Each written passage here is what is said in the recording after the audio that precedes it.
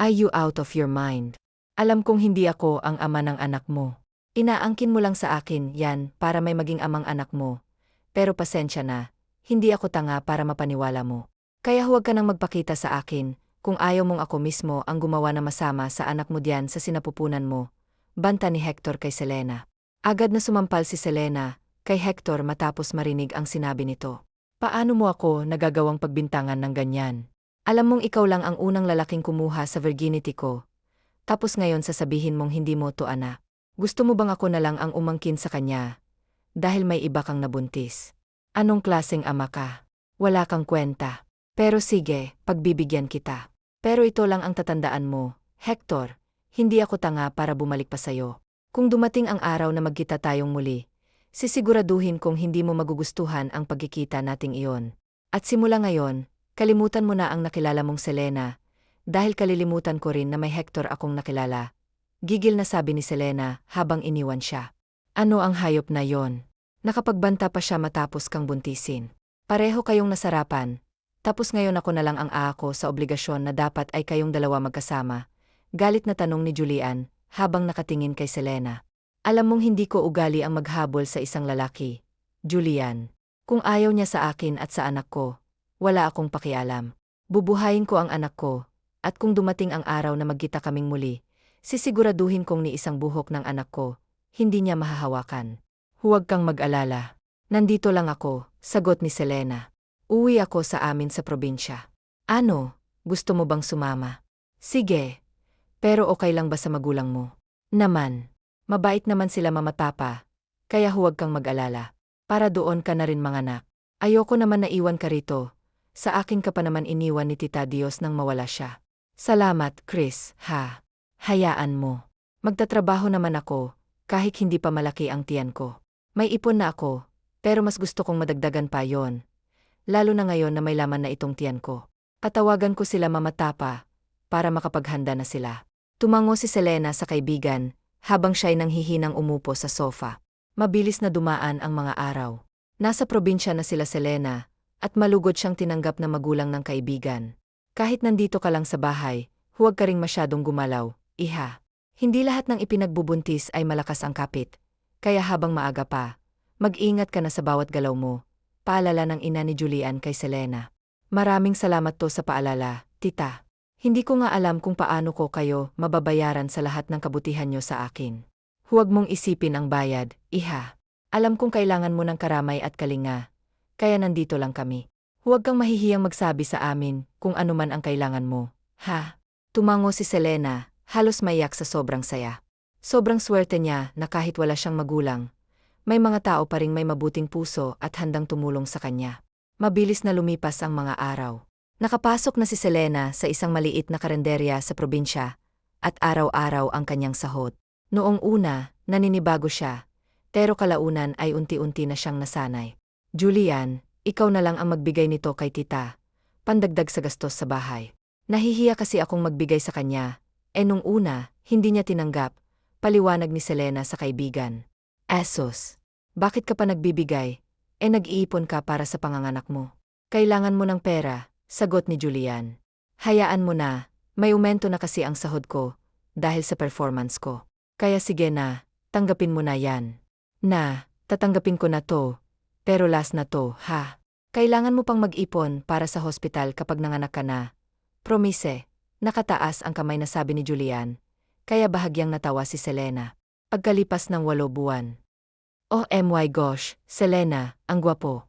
Manang-mana sa walang hiya niyang ama, napangiti si Selena, habang nakatingin sa kaibigan na gigil na kalong ang anak. Hoy, baka makalimutan mo, anak ko yan, ha? Hindi yan si Hector, natatawang sagot ni Selena. Naman. Siyempre. Nakakagigil lang ang gwapo ng anak mo. Kung ako rin mabuntis at kasing gwapo nito ang iluluwal ko, naku, hindi na ako lugi, kaya tatanggapin ko ng buong buo ang anak ko, nakangiting sagot ni Julian. Nakangiti si Selena, habang pinagmamasdan ang kanyang anak. Kung excited siya noon na masilayan ang anak, mas excited siya ngayon, dahil nakita na niya ang gwapo nitong mukha na minana pa sa kanyang ama. Ilang araw lang sa ospital si Selena, at nakalabas kaagad siya.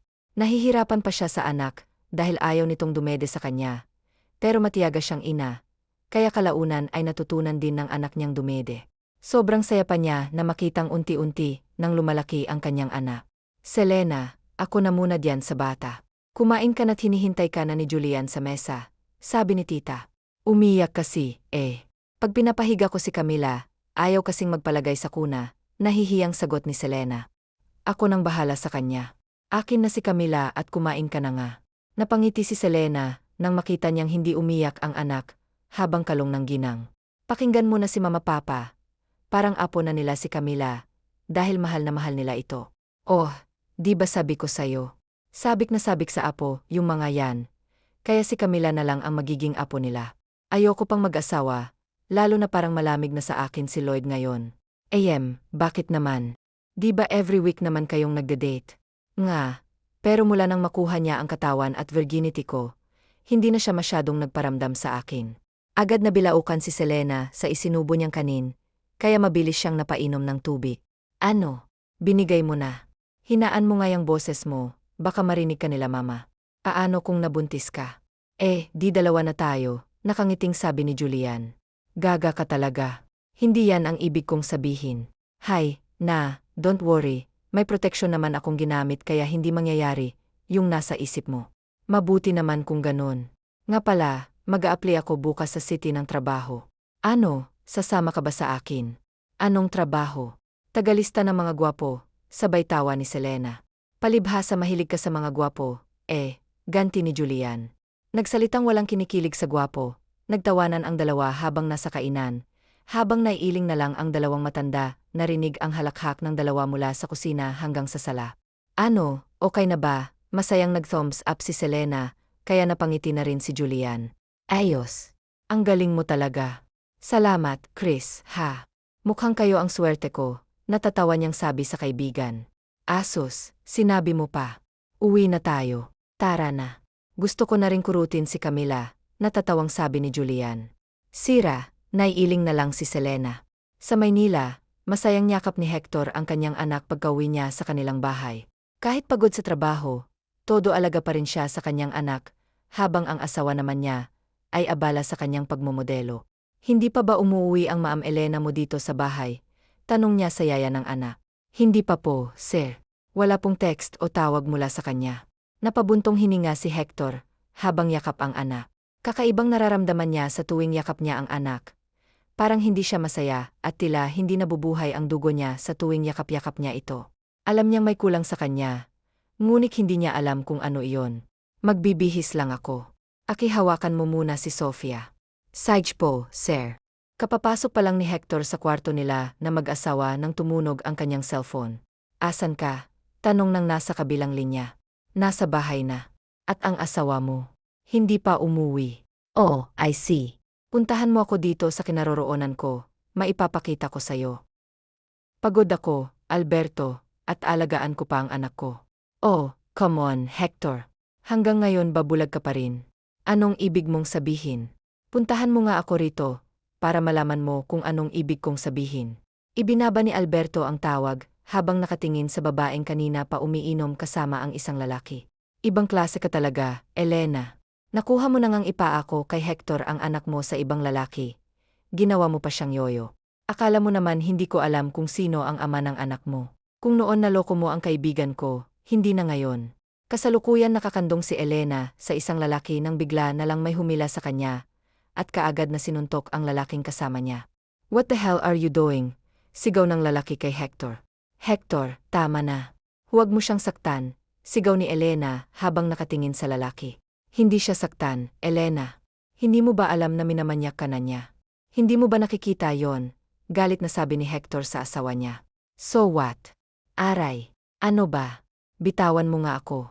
Ngunit parang wala nang naririnig si Hector. Kinaladkad na si Elena palabas ng bar, habang si Alberto ay nakasunod sa kanila. Naiiling na nakatingin si Alberto sa kaibigan, habang kaladkarin ang babae, papasok sa kotse nito. Pakawalan mo ako dito. Ano ba? Tayo na, Manong, utos ni Hector sa driver niya. Pagdating nila sa bahay, nauna pang lumabas si Elena at diretsong pumasok sa loob. Pagkapasok niya sa kwarto, akmang isasara na niyang pinto nang iharang ni Hector ang kamay niya, kaya kusang napaatras si Elena. Inilok ni Hector ang pinto at kaagad na hinablo si Elena, padaskol-daskol. Takot na sabi niya sa lalaki. Pero hindi nakinig si Hector. Walang awa nitong inangkin ang babae, at halos wala na siya sa sariling katinuan. Kung hindi pa napagod si Hector, hindi niya titigilan ang babae ngayon, ay parang lantang gulay na nakatulog sa kama. You requested this kaya tanggapin mo kung anong parusa ko sa'yo. Mahinang ani ni Hector sa isip niya. Matapos maglinis ng katawan, pinuntahan ni Hector ang bata sa kwarto nito. After 4 years. Mama, masayang yakap ni Selena ang kanyang 4 na taong gulang na anak.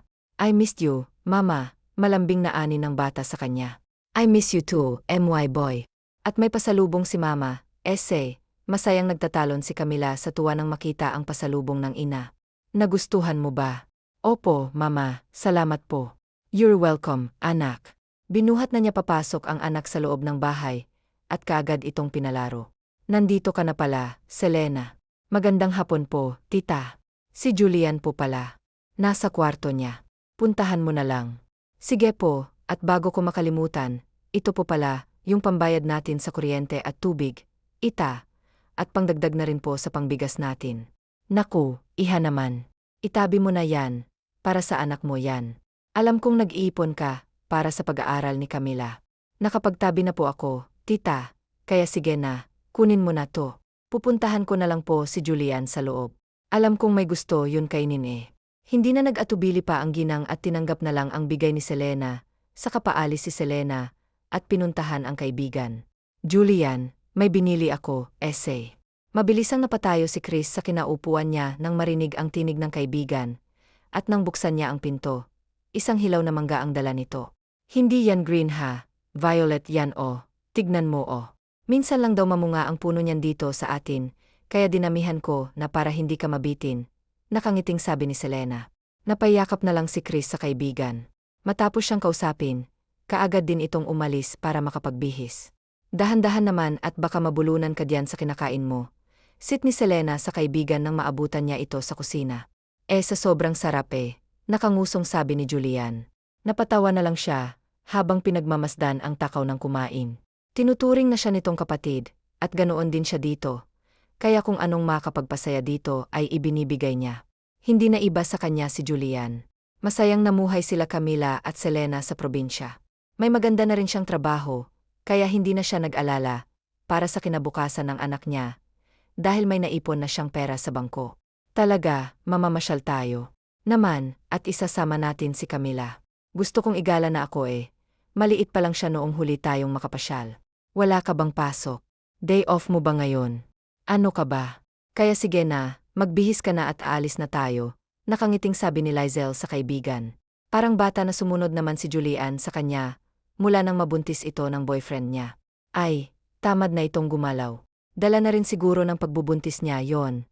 Dahil alam naman niyang masipag na babae si Julian. Pero ngayon palagi na lang itong nakahiga sa kama, at halos ayaw ng kumilos. Isang araw, inilaan ni Lizel ang kanyang oras para sa anak at kaibigan. Sa wakas, nakabawi na siya kay Camila.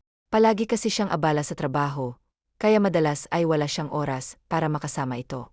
Nag-enjoy ka ba, Bobby Camila? Tanong niya sa anak nang makauwi sila. Of course, Mama. Thank you po sa laruan at sa masarap na Jollibee.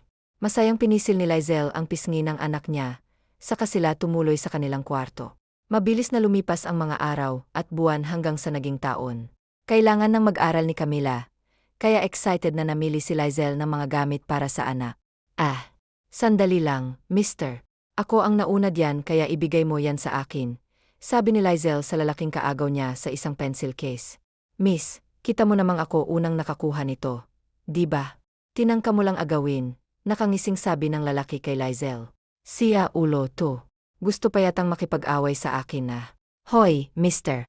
Kita mong panglalaking kulay yan, kaya ibigay mo na sa akin yan. Kung ayoko, marami namang ibang kulay diyan. Mamili ka na lang, walang pakialam na sagot ni Lizel. Abay, ang hinayupak na to.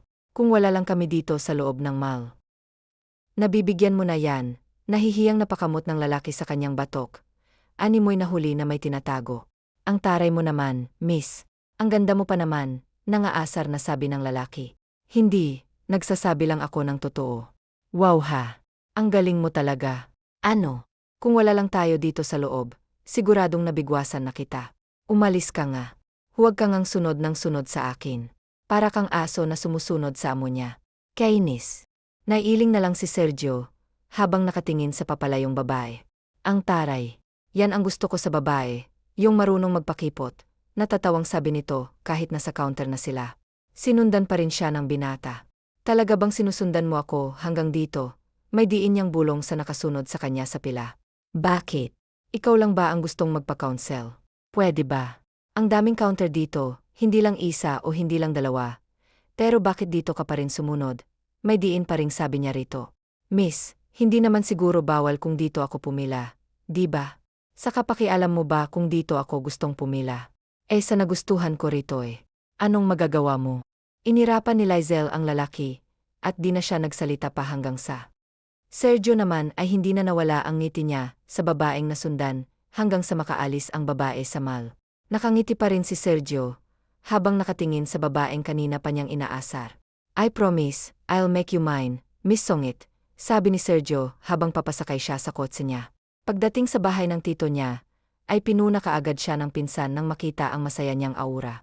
Aba, mukhang may magandang nangyari sa lakad mo panunukso ni Victor sa pinsan. Tutulungan mo naman ako, di ba? Sabay akbay niya rito. Wow! At may paakbay-akbay ka na ngayon Pero Saig, tutulungan kita. Sabihin mo muna sa akin kung anong nangyari. Sabay alis niya sa pagkakaakbay ni Sergio sa kanya. May nakita akong babae sa mall, pag-uumpisa niya. At gusto mong malaman kung sino siya at kung saan siya nakatira. Ganun ba? Pasimpleng tumikhim si Sergio, habang nakatingin sa pinsan niya. Na love at first sight kaagad ako sa kanya Nakangiti niyang sabi. Wow! Mukha nga kasi hindi pa. Iba na ang nakikita ko, nakangisi ring sabi ni Victor sa pinsan. She's different with other woman. Hindi siya madaling makuha sa isang salita lang tulad ng ibang nakakasalamuha ko. So, asahan ko na bang may in love na ang pinsan ko? Yee! Ayos! Sa wakas, nakipag-away. Please maawa ka, umiyak na sabi ni Elena sa lalaki. Pero walang nang pakiramdam si Hector. Patuloy pa rin siya sa ginagawa niya kay Elena hanggang sa tuluyan na itong nawalan ng malay. Ikaw ang dahilan kung bakit tinalikuran kong mag-ina ko. Ang totoong mag-ina ko. Pagbabayaran mo ang lahat ng ginawa mo, Elena. Hindi ako titigil hanggang sa mabayaran mo ang ginawa mong paglilinlang sa akin at pagpapanggap sa akin sa anak mo sa ibang lalaki. Galit na sabi ni Hector sa walang malay na babae. Dahil sa tulong ng kaibigan niya, ay nalaman ni Hector ang totoo, na hindi niya anak ang batang pinapaniwalaan niyang pagkamuhi sa babae. Kung bakit ba naniwala kaagad siya rito? Yon ang pinakamalaking pagkakamali niya. Bro, pakawalan mo na si Elena. Kawawa naman siya. Hinahanap na siya ng anak niya. Totoong malaking pagkakasala niya sa'yo, pero huwag mo namang dungisan ang kamay mo sa dugo niya. Paano na lang kung makulong ka pa? Paano ang anak mo kay Lizelle? Mabilis na natigilan si Hector, dahil sa sinabi ng kaibigan niya. Sa tingin mo ba tatanggapin ka pa rin niya, kung isa ka ng kriminal? Paalala niya ulit dito. Naawa siya kay Hector, dahil sa ginawa ni Elena dito. Pero mas naawa siya kay Elena ngayon, dahil halos hindi na ito ang Elena na nakilala niya, dahil sa dami ng pasa sa katawan niya, dahil sa ginawa ni Hector sa kanya. Hahanapin ko ang mag-ina ko. Hahanapin ko sila. Tutulungan kita na mahanap siya. Pero ayusin mo muna ang sarili mo. Hindi pwedeng ganyan ang mukha mo pag nagkaharap na kayo. Pangungumbinsi ni Alberto sa kaibigan. Mabilis na tumango si Hector kay Alberto at nakinig sa sinabi nito. Samantalang sa probinsya ay tili ni Julian nang makapasok sa kwarto ni Lizelle. Hoy! Anong nangyayari sa'yo? Bakit ka makatili ka diyan at makagalaw? Para kang bulen na nilalagyan ng asin. Sita kaagad ni Lizelle sa kaibigan na makita ang ginawa at ang pagtili nito. Grabe ka naman, Day. Kinikilig lang ako Kinikilig? Kanino naman? Siyempre, kanino pa ba? What? At bakit naman ever? Hindi mo naman sinabi na may suitor ka na pala at ang gwapo ano? Nananaginip ka ba? O may lagnat ka? Tinabing ni Julian ang kamay ng kaibigan na nakapatong sa kanyang no. Ano ka ba? Wala akong lagnat no, hindi rin nananaginip dahil totoo ang sinabi ko. May lalaki sa baba at hinahanap ka kaya yon, kinakausap ni Mamaha. Sinira ba siya? Sergio yata yon. Kumunot ang noo ni Lizelle na nakatingin sa kaibigan. Wala akong kilalang Sergio. Kung ganon, sino yung lalaking yon? May kasama pa nga siyang isa pang lalaki eh. Ang sabi, pinsan daw niya. Bababa ako para malaman natin kung sino ba yung tinutukoy mo. Sabay na tumayo ang magkaibigan at sabay na bumaba papuntang sala. Oo, nandito na pala si Lel. Sabay na napatingin si Sergio at Victor sa dalawang babae na bumaba sa hagdan. Wow, mahinang bulong ni Victor sa pinsan niya.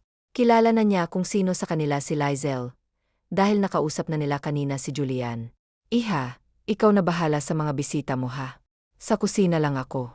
Halika na, anak. Hinila na ng ginang si Julian papuntang kusina, habang naiwan naman sa sala ang tatlo.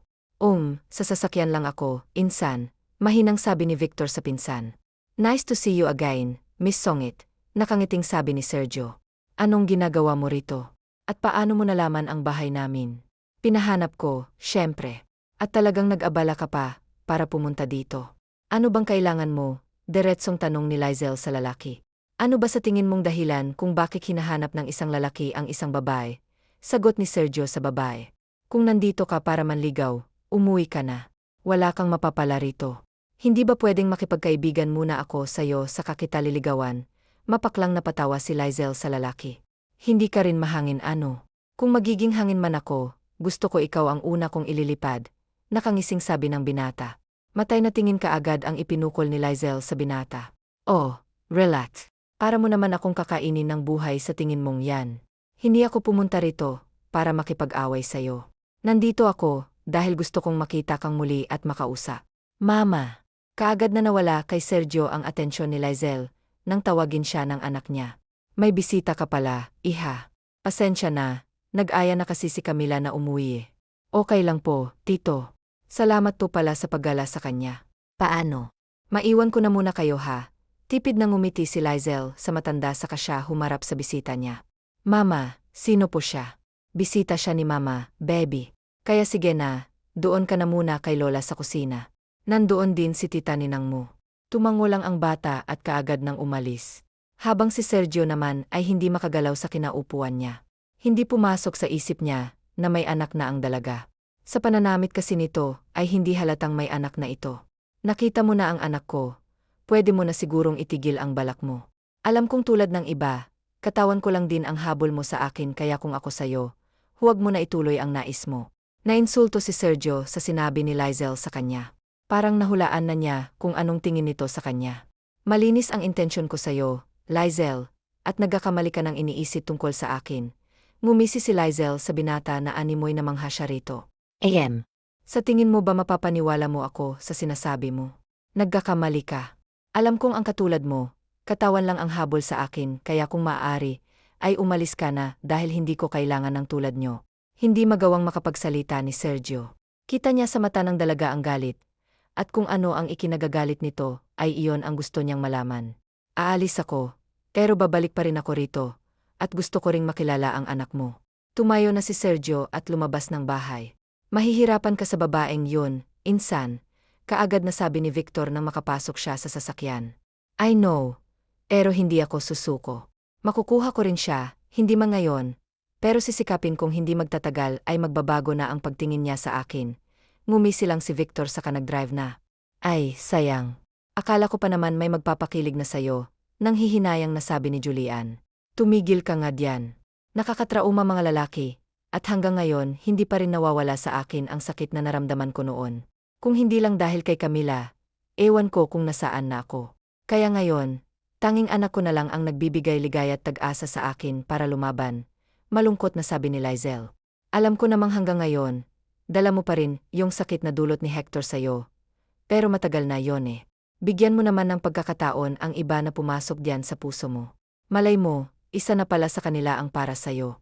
Takot na akong sumugal, Julian, at kung mangyari man na may lalaking makakapasok sa puso ko, gusto kong tanggapin niya muna ang anak ko ng buong buo. Gusto ko na mahalin niya rin ang anak ko bago ako. Sa madaling salita, makukuha niya lang ako kung makikita kong itinuturing niya na rin na anak ang anak ko. Pero sa panahon ngayon, bihira na lang ang binata na mamahalin ka ng buo, kahit may anak ka na. Kadalasan, kung may manliligaw man sa'yo, may anak din o hiwalay sa asawa niya. Ayoko nang may sabit dahil hindi lang ako magiging kawawa, pati ang anak ko, kawawa rin, mahabang litanya ni Lizel. Yes, mother. Yun na lang ang naisagot ni Julian sa kaibigan niya. Isang araw habang nagtutupi si Lizel ng mga damit nila ng anak niya, ay bigla silang nagtanong ang anak niya sa kanya. Mama, nasa heaven na po ba si Papa? Bakit hindi ko po siya nakikita? Ay inosenteng tanong nito. Saglit na natigilan si Lizel sa tanong ng anak niya. Gusto niyang sabihin dito na patay na ang ama nito. Pero naisip niya paano kung darating ang araw na magkikita sila ng ama niya. Wala siyang sasabihin, pero alam niyang hindi niya habang buhay na may tatago si Camila. Lalo pat magkamukha sila ni Hector. Bobby, bakit mo naman natanong yan? Malambing niyang tanong sa anak niya. Sabi kasi ng kalaro ko, wala daw ang papa ko. Ibig sabihin, nasa heaven na daw yon. Saglit na napapikit si Lizel habang niyakap ang anak niya. Alam niyang darating ang araw na magtatanong ito tungkol sa ama niya. Pero hindi pa siya handa. Ayaw niyang sabihin muna dito kung ano man ang totoo. Bobby, di ba mag-aaral ka na ngayong pasukan? Inilikon niya ang usapan nila. Mabuti na lang at kumagat ang anak niya, at nakalimutan kinausap na nito ang tungkol sa kanyang ama. Sa paglipas ng mga araw ay napadalas ang pagdalaw ni Sergio sa bahay kung saan nakatira si Selena. At kahit wala ito doon dahil nasa trabaho, ay matiyaga pa rin siyang naghihintay habang kalaro ang anak ng dalaga. Tito Sergio, wala ka rin po bang anak kulad ni Mama? Nakangiting hinaplos ni Sergio ang buhok ng bata. Nung una ay takot itong lumapit sa kanya, dahil na rin siguro sa paalala ni Selena sa anak niya. Pero si Sergio ang taong hindi madaling sumuko.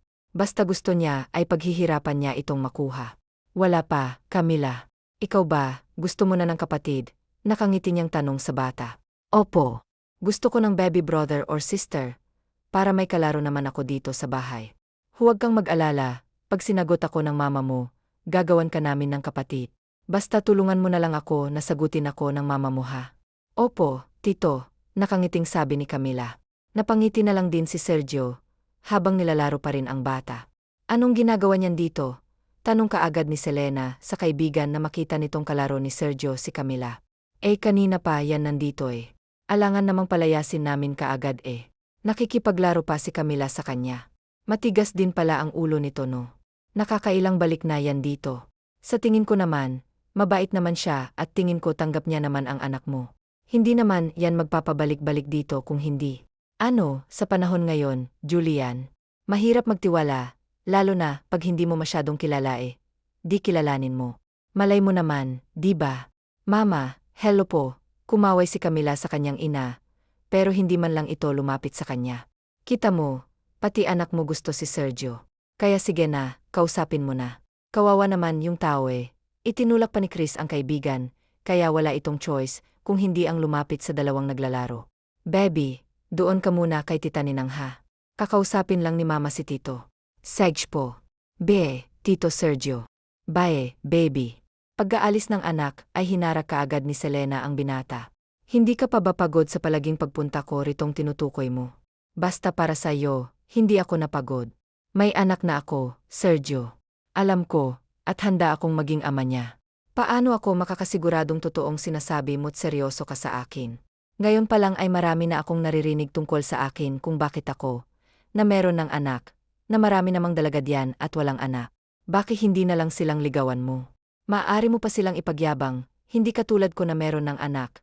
Ano na lang ang sasabihin nila sa'yo, lalaitin ka na nila. Sergio, I don't care kung anong sasabihin ng iba. Hindi naman sila ang importante sa akin. Kung hindi kayo ni Camila. Kayo ang importante sa akin. Please bigyan mo ako ng pagkakataon na patunayan ko sa iyong mahal na mahal kita. Napabuntong hininga muna si Selena, bago nagsalita. Sige, sa ikalawang pagkakataon susugal ako. Kaya sana hindi ko naman maranasan ang naranasan ko dati. Inapangako ko sa iyo kung mamahalin at ingatan kita. Selena. Thank you. At asahan kong tutupad ka sa pangako mo. Masayang umuwi si Sergio sa kanila. At kahit nakahiga na siya sa kama, ay para siyang teenager, na nagpagulong-gulong dahil sa sayang nararamdaman na sa wakas ay sinagot na siya. At dahil hindi siya makatulog ay ang cellphone kaagad niyang hinagilap niya. Nasa kanya ang number ni Selena, kaya ite-text na lang niya ito. Kakahiga pa lang ni Selena, nang tumunog ang cellphone niya. Hey, hindi ako makatulog eh. Tulog ka na ba? Basa niya sa text ni Sergio. Kakahiga ko pa lang. Ba't hindi ka makatulog? Reply niya sa binata. Naiisip kasi kita. Para namang timang na nakangiting mag-isa si Selena, habang hawak ang cellphone niya. Nababaliw na yata ako mahina niyang sabi sa sarili, habang nagre-reply sa lalaki. Ang planong matulog ng maaga ay napunta na sa hating gabi. Kung hindi pa siya nalobat, ay hindi siya titigilan ni Sergio sa kakatext. Nangalay na rin ang mga daliri niya sa kakatype niya sa cellphone. Kinabukasan, pagkagising niya ay tinawanan kaagad siya ni Julian. Anong nangyari diyan sa mata mo? Hindi ka ba natulog? Kaagad nasit ni Julian sa kanya. Malapit na magmadaling araw akong nakatulog. Ano? Bakit? May masakit ba sa'yo? May lagnat ka ba? Wala. Ano ka ba? Masakit lang yung ngipin ko, yun lang. Nawala na rin ngayon lang matapos kong maligo ng maaga. Palusot niya sa kaibigan. Saka sinaasa rin na naman siya nito kung sasabihin niya ang totoo. Ganun ba? O sige, kumain ka na. Nga pala, isasama namin mamaya ni Lloyd si Camila ha. Pupunta yun dito mamaya eh. Tumango lang si Selena sa kaibigan at hindi na nagsalita pa. Mabilis lang na lumipas ang mga araw at naging mga buwan. Nag-aaral na si Camila habang unti-unti namang tumatatag ang relasyon ni Selena at Sergio. Date. Magde-date tayo. Ayaw mo ba? Hindi naman sa ganon, pero kasi. Please babe, minsan lang kitang makasama ng matagal At mas lalo pa kitang matagal makakasama kapag nasa Maynila na ako. Upunta kang Maynila. Aalis ka. Iiwan mo kami dito ni Camila. Relax. Kaya nga gusto kitang makasama ng matagal. Dahil uwi ako ng Maynila. Alam kong natatakot ka, pero pinapangako ko sa iyong babalik ako. Babalikan ko kayo ni Camila, kaya huwag kang mag-alala. Hindi maipaliwanag ng lungkot ang naramdaman ni Selena sa mga oras na iyon. Kahit naging romantic ang date nilang dalawa ni Sergio, ay ramdam niya pa rin ang lungkot na malalayo na sa kanya ang lalaki.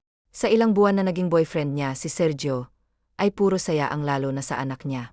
Sobrang bait kasi nito sa kanya na minsan, hindi niya naiisip na may ganon na ugali ang binata. Iba nung una niya itong nakita sa mall, para kasi itong barumbado. Pero ngayon na nakasama na niya ito, nang matagal na sabi na lang niya sa sarili niya, na hindi pala niya kayang mawala ito sa kanya. Mamimiss kita, malungkot na sabi ni Selena sa binata, habang yakap siya nito mula sa likod. Mamimiss din naman kita kayo ni Camila, pero kailangan kong umalis, para sa atin din naman to. Anong gagawin ko? Basta hintayin mo lang ako, Yem. Tumango lang si Selena, habang nakahawak sa dalawang kamay ng binata na nakapulupot sa biwang niya. Tuluyan nang umalis ng probinsya si Sergio, kasama ang pinsan niya.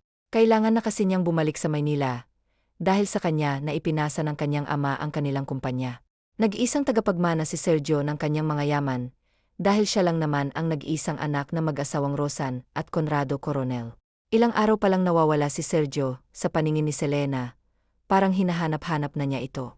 Walang text ni tawag na mula sa nobyo niya, kaya nag-alala siya baka kung ano na nangyari dito. Iniisip mo na naman siya.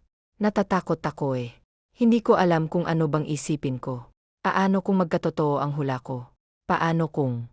Huwag kang ang negad yan. Think positive ka lang dapat. Baka naman busi lang. May tiwala naman ako diyan kay Sergio, sabi ni Julian sa kaibigan. Bumuntong hininga lang si Selena, habang nakatutok sa hawak niyang cellphone ang kanyang tingin. Sa Maynila, habang abala si Hector sa kanyang ginagawa, ay bigla na lang bumukas ang pinto at tumasok doon ang kaibigan niya. Ano nang balita sa pinapahanap ko? Tanong kaagad ni Hector sa kaibigan na makapasok ito sa opisina niya. Nandiyan ang lahat ng tungkol sa kanya, at kung saang lugar siya ngayon kasama ang anak niyo. Sabik na binuksan ni Hector ang brown envelope, na inilapag ng kaibigan sa mesa niya, at kaagad na tinignan ang laman nun. Malaki na ang anak mo, at hindi maipagkakaila anak mo siya, dahil sa kuhang-kuha niya mukha mo. Manang-mana sa anak mo. Anak mo na itinakwil mo noon, dahil naniwala ka kay Elena, at sa mga kasinungalingan niya. Kaagad na nag-init ang sulok ng mga mata ni Hector, na makita ang laman ng envelope. Nakalakip sa impormasyon, kung nasaan ang hinahanap niya. Gusto kong puntahan kaagad sila. Gusto kong bumawi sa mag-ina ko, yan ay kung hindi pa huli ang lahat. Natatandaan mo pa naman siguro ang sinabi ni Selena, bago siya umalis, di ba? At sa tagal ng panahon na wala ka sa tabi niya, dahil kasama mo si Elena, sa tingin mo ba mapapatawad kanya kaagad? Kilala mo si Selena, bro, siya ang klase ng babae, na mahirap paamuhin, at hindi madadala sa isang salita lang. Sinira mo ang tiwala niya sa'yo. Sa tingin mo ba kung makita ka niya, mapapatawad ka niya, dahil sa ginawa mo? Alam kong hindi ka niya mapapatawad, dahil sa sakit na dinulot, at pagbabanta mo sa buhay ng anak mo. Sa tingin ko kinakamuhian ka ni Selena hanggang ngayon, mahabang sabi ni Alberto sa kaibigan. I'll do everything para mapatawad at bumalik lang siya sa akin. Nagsisisi na ako sa nagawa ko sa kanya, kaya gusto kong bumawi ngayon. Madali lang niyang sabihin, pero mahirap, yang gawin lalo na kay Selena. I know. Until now, mahal niya pa rin ako. Naiiling habang nakangiti si Alberto na nakikinig sa kaibigan. Alam niya kasing may nobyo na si Selena, pero ayaw niyang sabihin dito ang nalaman niya. Gusto niyang ito mismo ang makatuklas ng totoo, para maramdaman din niya kung gaano kasakit kapag pinagpalit ka ng mahal mo. Sabihan mo ako kapag pupuntahan mo na siya. Gusto ko ring makita sila at ang anak mo, paalala ni Alberto. Gusto niyang sumama dahil gusto niyang masaksihan kung anong reaksyon ng kaibigan niya kapag nalaman nitong may mahal ng iba ang babaeng gusto niyang balikan. Pag-uwi ni Selena galing sa trabaho niya, ay sa kwarto niya kaagad siya dumiretso. Wala pang anak niya, dahil 4 oras pa ang labas nito sa school. Hindi naman siya nababahala, dahil kasama naman ito ang 2 matanda, na itinuturing na nitong lolo at lola. Wala din si Chris sa bahay nila, dahil sinundo ito ng nobyo niya. Malapit na kasi itong manganak, kaya napapadalas ang pag-uwi ni Lloyd, para maalagaan ang pagbubuntis niya. Kasalukuyan na siyang nasa kusina, para maghanda ng lulutuin sa hapunan, nang may biglang pumulupot na kamay sa biwang niya. Napasigaw sa sobrang kaba si Selena, at nang makilala kung sinong nakayakap sa kanya, mula sa likod, ay kaagad na pinaghahampas siya ni Selena sa dibdib. Did you miss me? Nakangiting tanong ng binata, habang iniilagan ang mapanakit na kamay ng nobya. Siya, ulo ka ba? Kapatayin mo ba ako sa nerbiyos? Bakit ngayon ka lang ha? At may paduya mo mism ka pang nalalaman. Alam mo ba kung ilang buwan kang walang paramdam sa akin, na hindi mo man lang naiisip na nag-aalala ako sa iyo? Buliyaw ka agad ni Selena sa binata. Sorry na, busi lang ako. Pero huwag kang mag-alala, nandito na ako. Namiss kita at si Camila, malambing na sabi ng binata, habang nakayakap na sa nobya. Yumakap din si Selena sa kanya, at tinugon ng halik nito. Nang kapusin sa hininga, saka palang bumitaw si Sergio sa kanya. Namiss kita, at para makabawi sa hindi ko pagpaparamdam sa iyo, pinagluto ko kayo para sa hapunan. Talaga ba? Yes. Mas masarap akong magluto. At ikaw pa lang ang unang babae na paglulutuan ko. At dahil special ka kaya special din ang lulutuin ko. Nakangiting ani ng binata. Agad na namula ang pisngi ni Selena. Dahil aminin man niya, o hindi kinikilig siya sa sinabi na binata. Nakaupo lang si Selena, habang si Sergio naman ay nakaharap sa niluluto niya. Hindi naman mapigilan ni Selena na mapangiti, pero agad din nawala ang ngiti niya nang maalala ang unang lalaki na minahal niya. Ganoon sila dati ni Hector. Kaagad niyang pinilig ang ulo at kinalimutan si Hector, at itinuon na lang ang atensyon niya kay Sergio. Tikman mo ang luto ko, love, kung papasa ba sa'yo. Bumuka naman ang bibig ni Selena, at tinikman ang luto ng binata. Masarap siya. Puri niya sa luto ng binata. So, pwede na ba akong maging asawa mo? Agad na lunok ni Selena ang tinikman niyang ulam, dahil sa narinig. Are you okay? Tubig. Uminom ka ng tubig. Tarantang binigyan ito ni Sergio ng tubig sa kapalang siya, nakahinga ng maluwag. Okay ka na ba? Okay na ako. Salama. Bakit ba kasi napunta sa pag-aasawa? Bakit? Ayaw mo bang maging asawa ko? Siyempre, Gos. Natigil sa pagsasalita si Selena, nang kaagad siyang ginawaran ng masuyong halik ni Sergio sa labi. Mahal kita ng higit pa sa buhay ko, kaya naman gusto kitang makasama. Walang kondisyon ang pagmamahal ko sa'yo. Love kita kahit may anak ka pa. Ganoon kita kamahal, madamdamin niyang sabi sa nobya matapos niya itong halikan. Parang matutunaw ang puso ni Selena, dahil sa sinabi ng lalaki. Mahal ni Selena ang binata, pero hindi pa niya kayang sambitin ang salitang, I love you. Hindi naman problema kay Sergio kung di pa kayang sambitin, yun sa kanya ng nobya.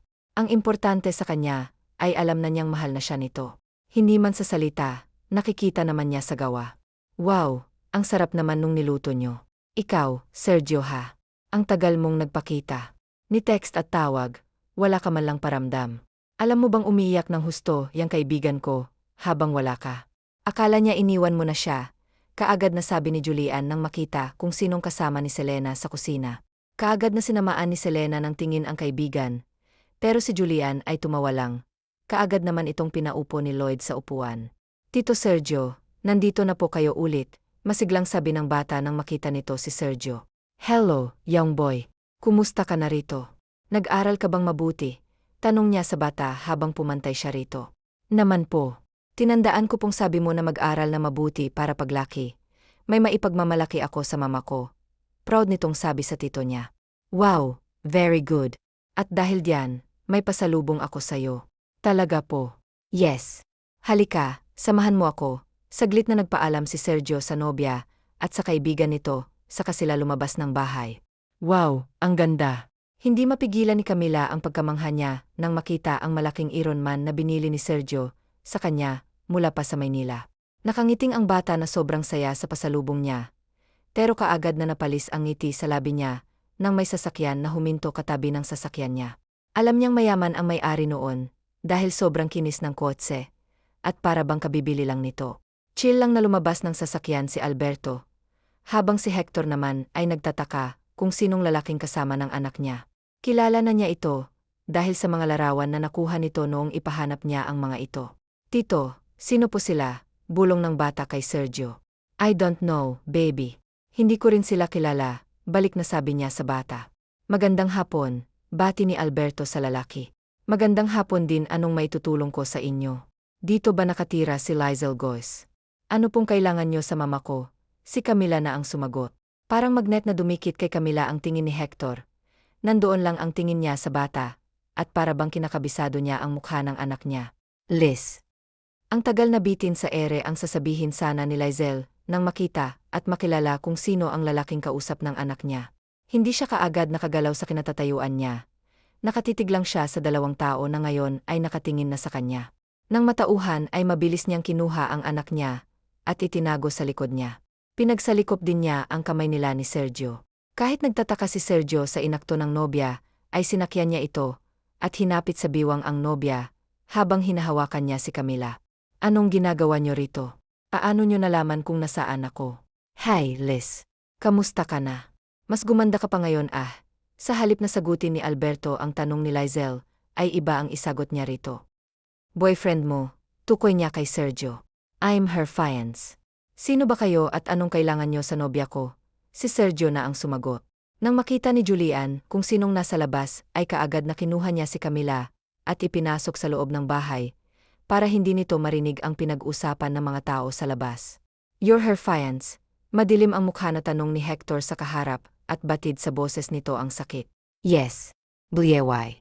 Is there a problem? Tanong ni Sergio sa lalaki. Yes, because I'm her boyfriend and the father of her son. Ang kapal naman ng mukha mo, para ang kinin na anak mo ang anak ko. Kailan ka ba naging ama? Wala kang anak sa akin. Tandaan mo, hindi mo na anak ang anak ko. Anak ko lang siya at hindi sayo. Ano pa bang kailangan mo't nagpakita ka pa sa akin? Galit na sabi ni Lizel sa binata nang marinig ang pag-angkin pa rin nito sa kanya na girlfriend niya. Gusto kong bumalik ka sa akin. Isang malutong na sampal kaagad ang dumapo sa mukha ni Hector nang mabilis na nakawala si Lizel sa pagkakapit ni Sergio sa kanya.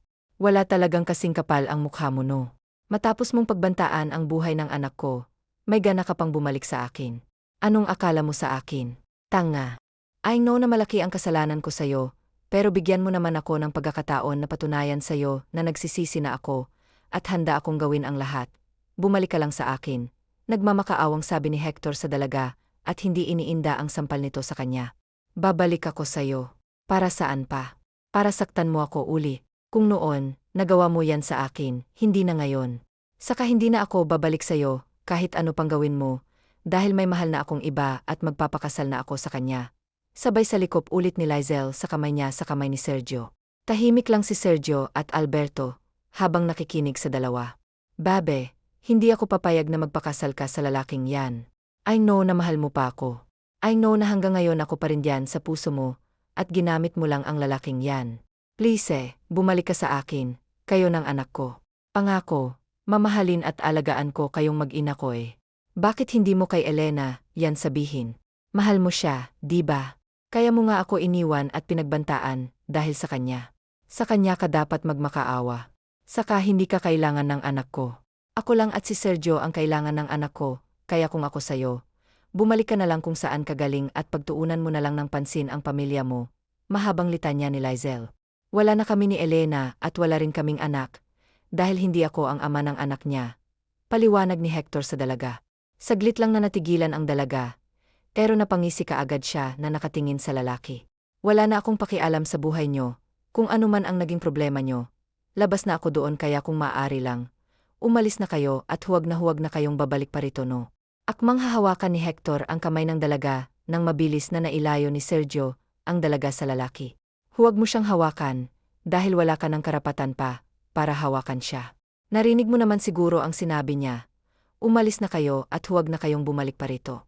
Kita ni Alberto ang sakit sa mga mata at mukha ni Hector. Alam niyang sobrang sakit ang nararamdaman nito ngayon, pero ayaw niya pang mangialam sa dalawa. Lalo pat hindi lang basta nobyo ni Lizelle ang kasama nitong lalaki, ikakasal na pala sila. At sino ka para utusan ako? Wala kang karapatan na utusan ako at kahit anong gawin mo, wala kang pakialam. Lalo na sa pagkuha ko sa babaeng unang naging akin. Iyam ngumiti na ng insulto si Hector sa lalaki, at sa halip na patulan ni Sergio si Hector ay nginisihan lamang niya ito. Masasayang lang ang oras natin sa kanya, love.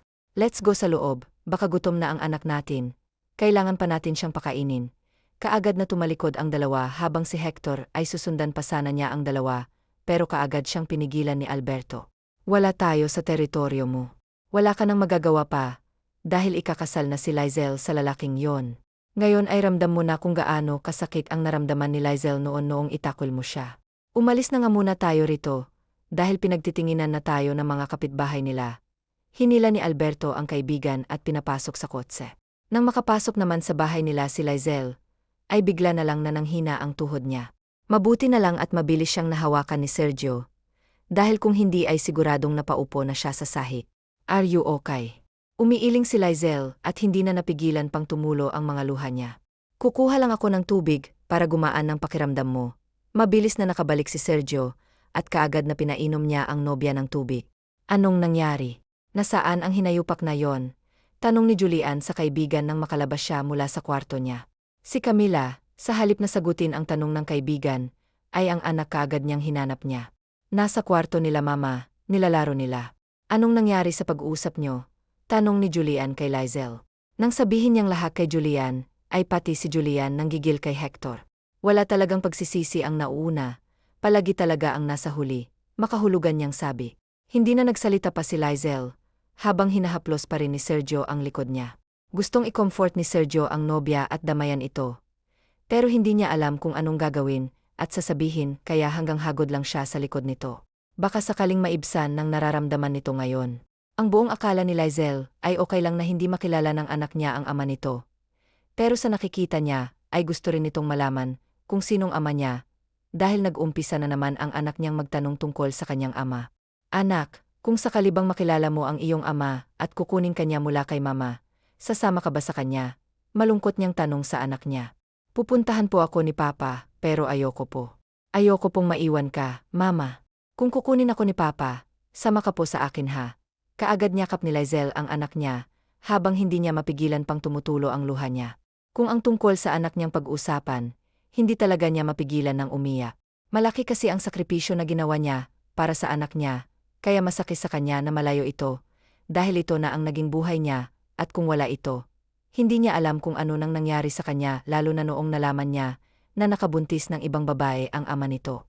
Ano nang balak mo ngayon? Tanong ni Alberto sa kaibigan. Nasa isang hotel sila naka-check-in. Ayaw kasi niya na uwi ng Maynila na hindi nakakausap si Lizelle at ang anak niya. Kakausapin ko siya ulit, kung kinakailangan, luluhod ako sa harapan niya. Bumalik lang siya sa akin, gagawin ko. Hindi naman ganun kadali ang gusto mo, bro.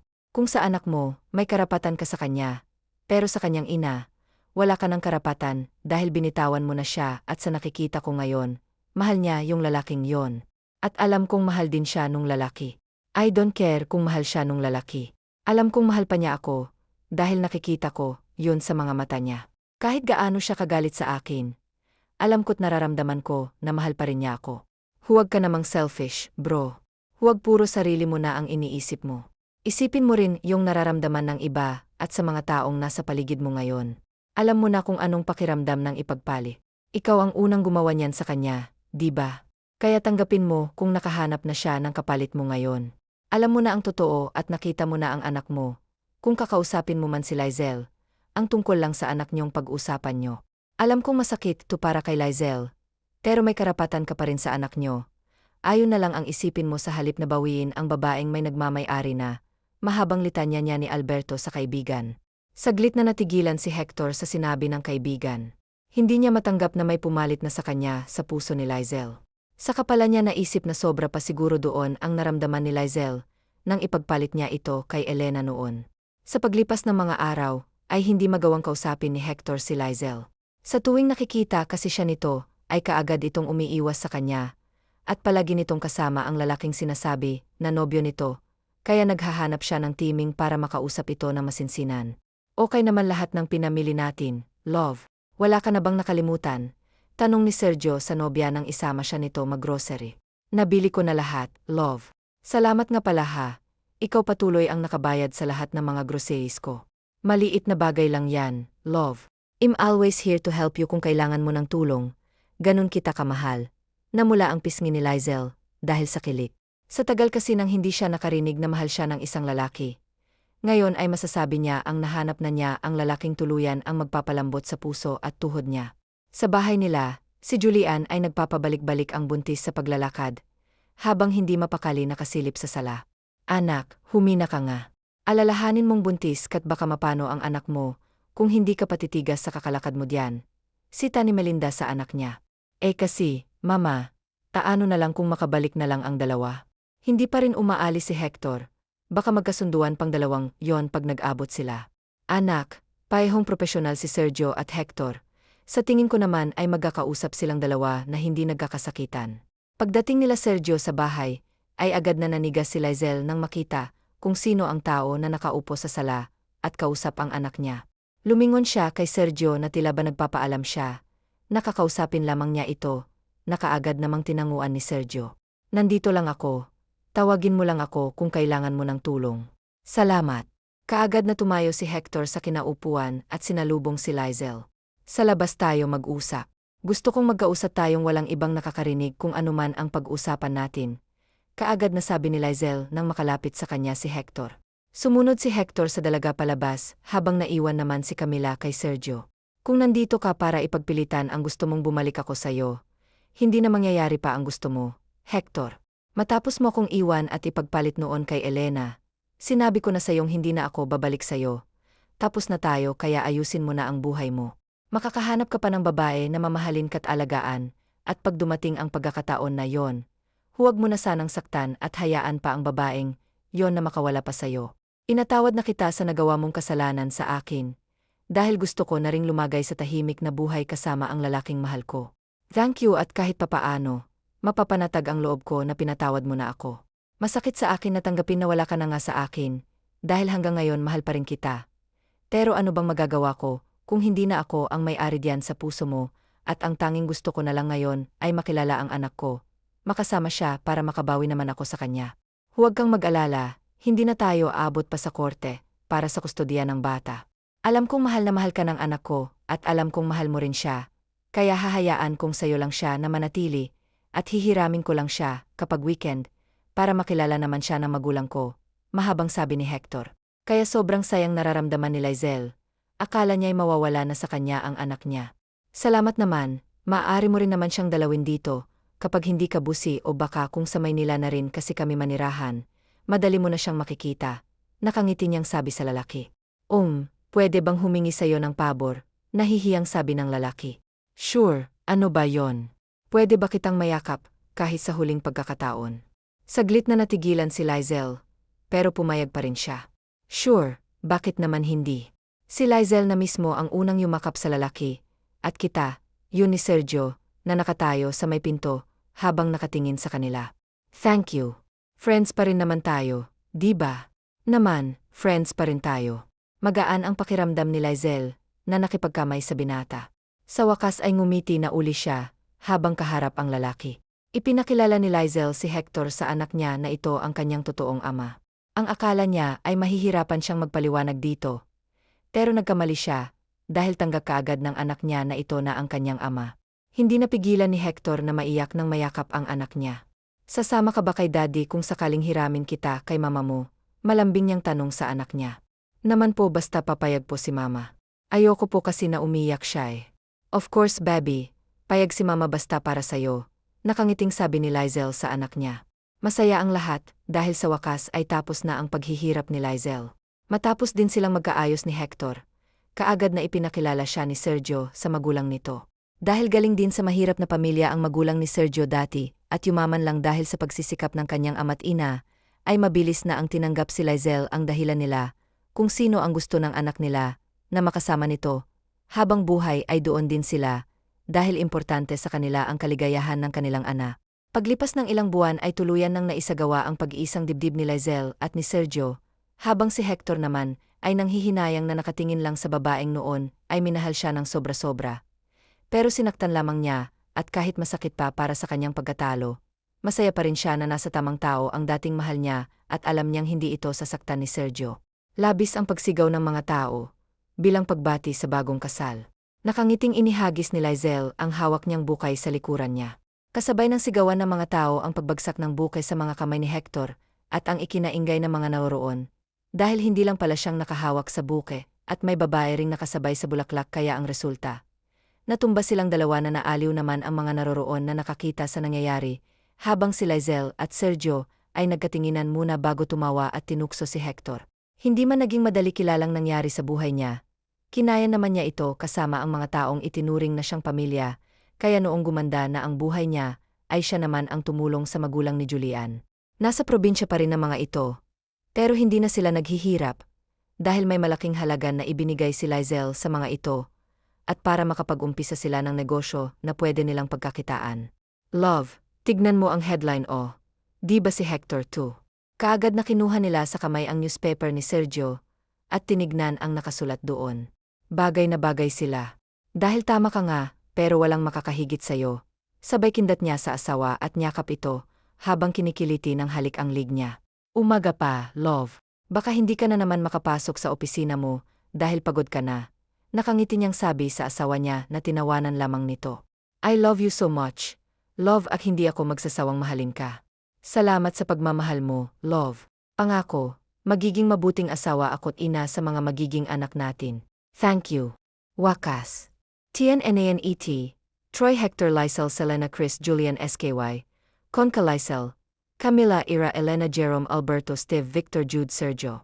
Are you out of your mind? Alam kong hindi ako ang ama ng anak mo, banta ni Ethan. Ang kanyang boses ay puno ng galit at pagdududa. Pinaangkin mo lang sa akin yan para makahanap ka ng amang anak mo. Pero sorry, hindi ako tanga para mapaniwala mo. Kaya huwag ka nang magpapakita pa sa akin, kung ayaw mong ako mismo ang papatay sa anak mo diyan mismo sa sinapupunan mo. Sa mga salitang iyon, tila bumagsak ang mundo ni Sofia. Isang malakas na sampal ang dumapo sa mukha ni Ethan. Puno ng damdamin ang kanyang pagkilos. How dare you para pagbintangan ako ng ganyan? Alam mong ikaw lang ang lalaking unang nakakuha sa virginity ko. At ngayon sasabihin mong hindi mo to anak. Gusto mo bang ako lang ang umangkin sa kanya? Dahil may iba kang nabuntis. Anong klaseng ama ka? Wala kang kwenta. Ang kanyang boses ay nanginginig sa galit. Ngunit sa ilalim ng lahat ng ito, ay ang sakit ng kanyang puso. Pero sige, pagbibigyan kita. Pero ito lang ang pakatatandaan mo, Ethan. Hindi rin ako tanga para bumalik pa sayo. Pag dumating ang araw na magkita man tayong muli, sisiguraduhin kong hindi mo magugustuhan ang pagkikita nating muli. At simula ngayon, kalimutan mo na may Sofia ka pang nakilala, dahil kalilimutan ko rin na may Ethan akong nakilala. Gigil na sabi ni Sofia, bago siya tuluyang umalis. Ano ang hayop na yon? Nakuha ka pa niyang pagbantaan matapos kanyang buntisin. Pareho kayong nasarap, tapos ngayon ikaw lang ang aako sa obligasyon na dapat ay kayong dalawa magkasama. Galit na sabi ni Liam, habang nakatingin sa kaibigan. Ang kanyang mga mata ay nag-aalab sa galit para kay Ethan. Alam mong hindi ko ugali ang maghabol sa isang lalaki, Liam.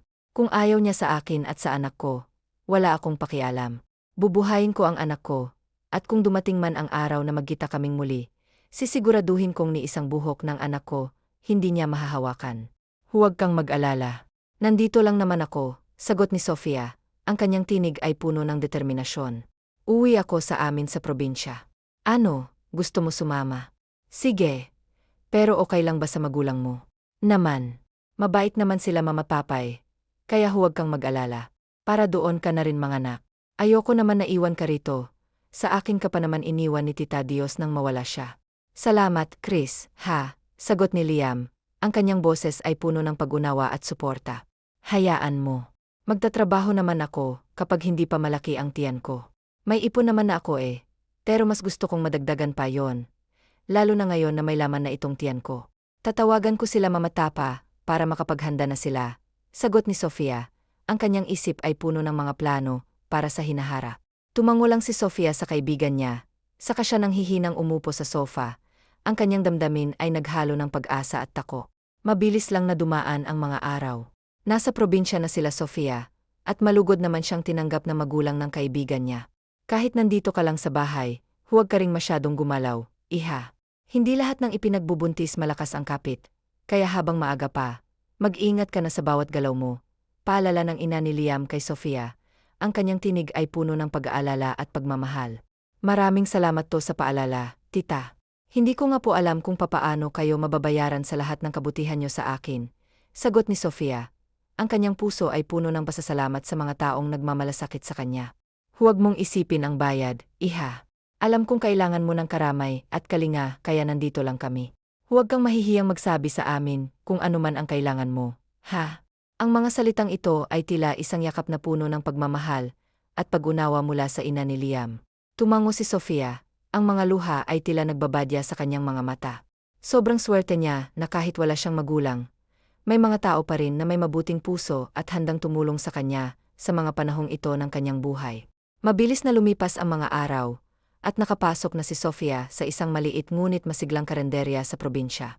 Araw-araw, natatanggap niya ang kanyang sahod. Nung una, naninibago siya sa bagong kapaligiran. Ngunit kalaunan ay unti-unti na siyang nasanay sa mga abala at tawanan ng mga tao sa paligid. Liam, ikaw na lang ang magbigay nito kay tita. Pandagdag dito sa gastos sa bahay. Nahihiya kasi akong magbigay sa kanya Nung una kasi hindi niya tinanggap. Paliwanag ni Sofia sa kaibigan. Ang kanyang boses ay puno ng pag-aalala. Asos. Bakit naman kasi nagbibigay ka pa Di ba nga nag-iipon ka para sa panganganak mo? Para meron kang magamit na pera. Sagot ni Liam. Ang kanyang mga mata ay puno ng pag-unawa at kaunting pang-aasar. Hayaan mo na kasi. May aumento na kasi yung sahod ko. Dahil sa performance ko. Kaya sige na, tanggapin mo na yan. Pakiusap ni Sofia. Ang kanyang puso ay puno ng determinasyon. Sige na, tatanggapin ko na to. Pero last na to Kailangan mo pang mag-ipon para may pambayad tayo sa ospital kapag nanganak ka na. Promise. Nakataas ang kamay niya. Nakangiti ngunit may seryosong tono. Kaya bahagyang natawa si Liam sa kanya. Pagkalipas ng 8 buwan. Oh my gosh, Sofia, ang gwapo. Manang-mana sa walang hiya niyang ama. Napangiti na lang si Sofia, habang nakatingin sa kaibigan. Ang kanyang anak ay gigil na nakaluhod sa kanyang mga bisik. Hoy, baka makalimutan mo.